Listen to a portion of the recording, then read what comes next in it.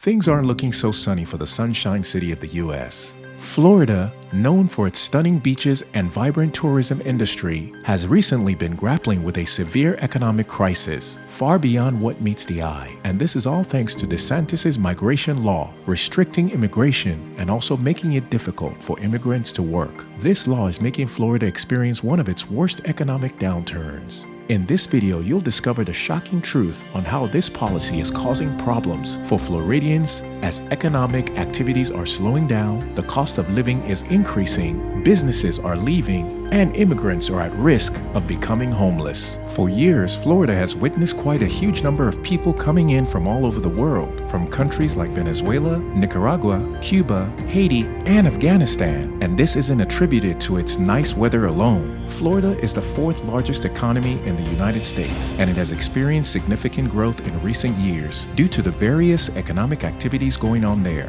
It offers those migrating a better quality of life. In 2022, Florida's economic GDP was about $1.07 trillion as against the $1.02 trillion of the previous year. Unfortunately, this state is quickly becoming a less popular option for immigrants to move to. A Florida immigration law signed by Governor Ron Desantis has thrown the state into a mini panic. This law requires companies having over 25 employees to use E-Verify. The E-Verify is the federal government's electronic system that has been put in place to allow companies to confirm if an employee is authorized to work in the U.S. or not. Using this platform, employers will be able to electronically compare information provided by employees on the Form I-9. So, an employee's information will be verified along with employment authorization by using records from the Department of Homeland Security and the Social Security Administration. Whew, that's a lot to process. But what it means simply is that employers won't be allowed to employ persons who aren't verified on the government's platform. They can't ignore this because ignoring this policy will incur high costs for the company and they can be forced to close.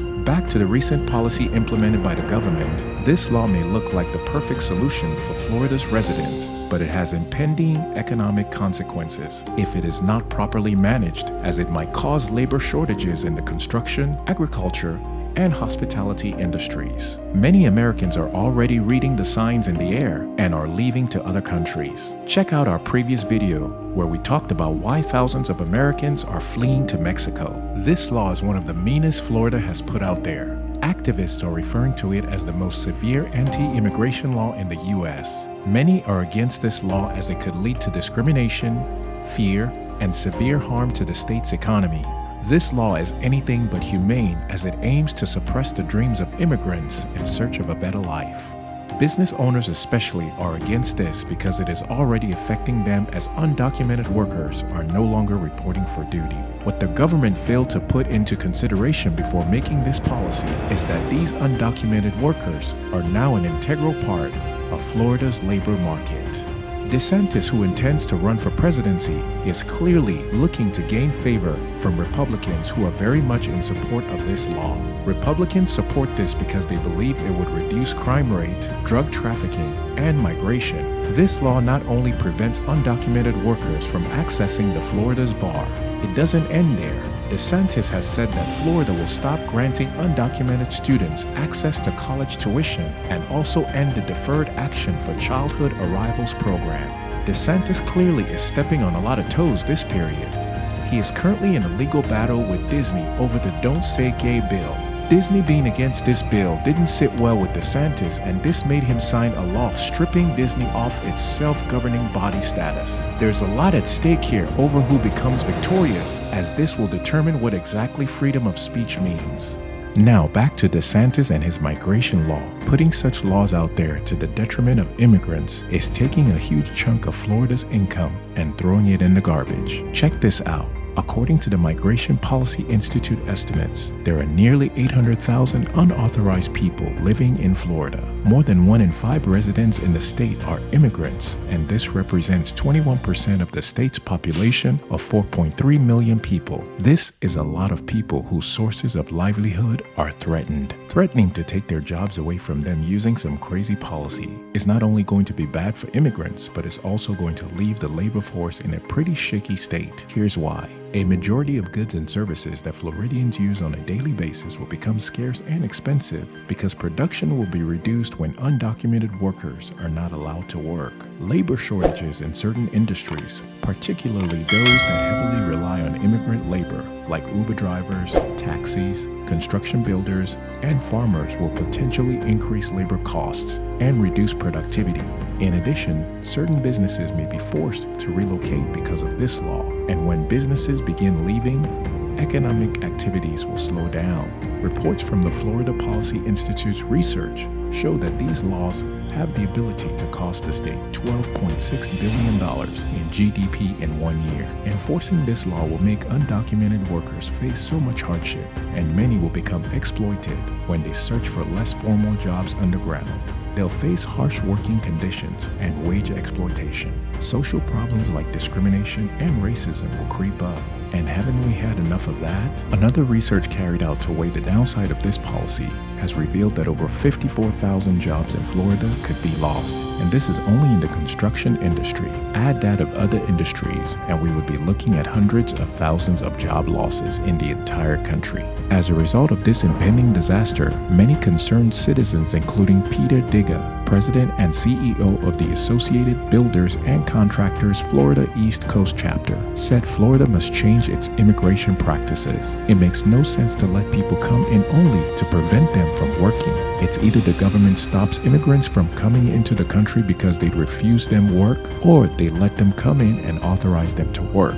Obviously, they can't stop people from coming in, as doing so will send the message that foreigners are not welcome in Florida. That'll be pretty bad for Florida's image. Well, they've got to get it right one way or the other. Now, while there are strong opposers to this regulation, there are others who support this action of the government. For one, it'll help fight illegal immigration to a large extent. They say that it discourages undocumented immigrants from seeking employment, which could potentially open up job opportunities for legal residents. Well, this certainly does leave a bad taste in one's mouth. There are those too who argue that enforcing E-Verify will ensure a legal workforce and reduce unauthorized employment, thereby reducing the demand for undocumented labor and encouraging a more controlled and legal workforce. Apparently, it could lead to increased wages for legal workers. In addition, it'll save money Floridians pay as tax for illegal immigrants. The Federation for American Immigration Reform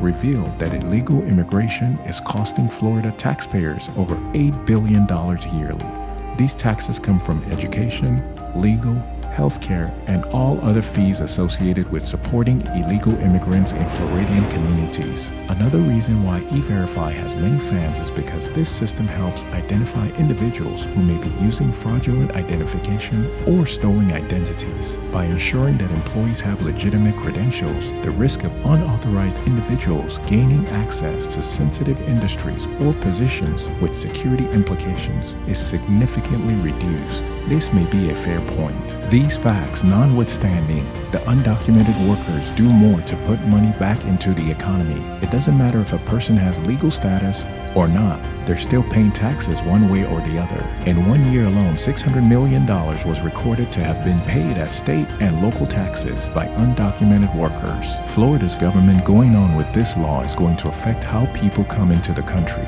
You don't have to slap on a "we don't need you" sign to let people know they're not welcome in your state. Florida hasn't come out to say so, but it is doing this subtly, and potential immigrants are getting the signs and are making a U-turn. For immigrants already in Florida, companies aren't allowed to give out identification documents, and so these ones have found themselves in a fix. Moving to other welcoming states appears to be a better option than starving and being homeless. It's going to be hard for them to make ends if they decide to remain in Florida. There's no way discrimination and bias will not come in when employers want to hire a person.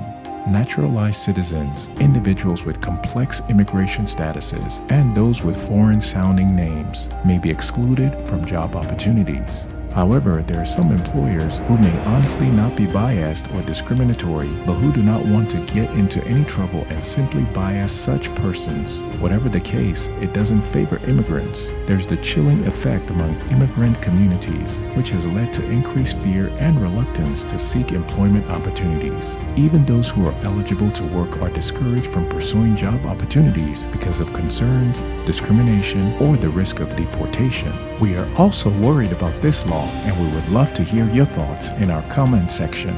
Truly, Florida's implementation of the E-Verify system has some positive sides to it. Yes, it'll address concerns related to unauthorized employment and ensure that immigration laws are followed. This policy will do more harm than good if not properly managed. The economic state of Florida will take some blows because reduced labor means reduced production. And when goods and services become scarce, prices soar. We're currently at a time when human rights, equality, and justice for all is a hot topic, and E-Verify seems to stand against those. In order to optimize the full benefits of E-Verify, policymakers and stakeholders have got to come up with an approach that considers economic factors, social impacts, and the rights of individuals in regard to immigration and labor markets. Otherwise, Florida should brace itself for the coldest winters.